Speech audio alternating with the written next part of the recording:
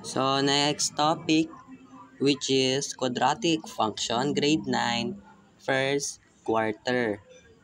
So, sa quadratic function, ang sinosolve natin dito is yung vertex, and then yung h and k, and then yung axis of symmetry.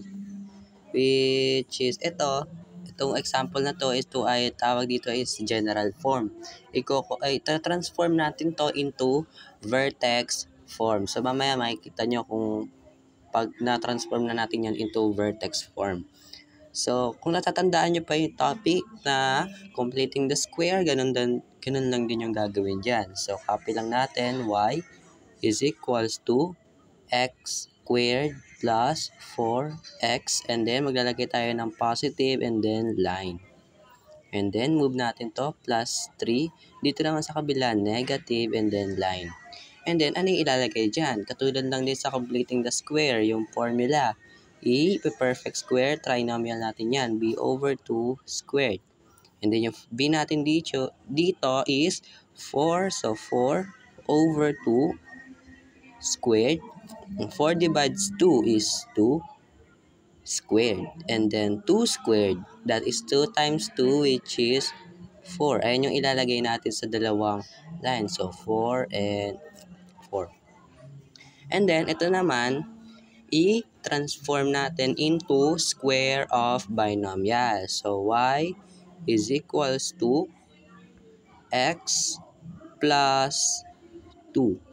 And then squared. Ayan yung square of binomial dyan. Ito, perfect square trinomial. I-transform natin ito square of binomial. And then 3 minus 4. So copy the sign of the larger number. So ang sagot dyan is negative 1. So ang tawag po dito is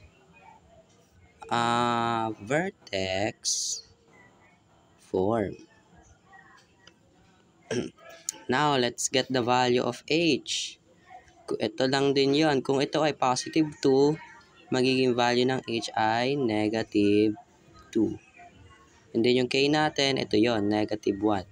So, the value of k is negative 1. Hindi magbabago yung sign kapag k. Sa h lang. And then, lagay na natin h and k.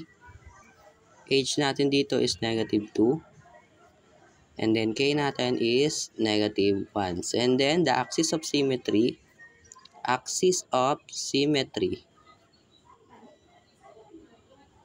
is same lang. Kung ano yung value ng h, ayun din yung value ng axis of symmetry, which is negative 2. Okay po. And then ito, ang tawag dito is naka-general form. And then, tinransform natin into vertex form. So, next example, we have y is equals to x squared plus 7x plus 12. So, yung y, pwede rin niya, same lang naman yan sa f of x. So, gagawin ulit natin, completing the square. So, pinagkaiba lang niya is positive and negative yung sign. Maglalagay tayo ng positive dito and line. I-move natin to, hindi magbabago yung sign kasi hindi naman siya nag-jump sa equal sign. And then dito naman sa kabila is negative naman. And then perfect square trinomial b over 2 squared. Yung b natin dito is 7. So hindi natin ma-divide to. So yan na lang natin. Distribute. So 7 squared is 49. And then 2 squared is 4. Ayun na ilalagay natin dyan. 49 over 4. 49 over 4. Okay po. And then, we are going to transform this into square of binomial. So, y is equals to x plus, ito lang yon, 7 over 2. And then, squared. And then, dito naman, 12 minus 49 over 4.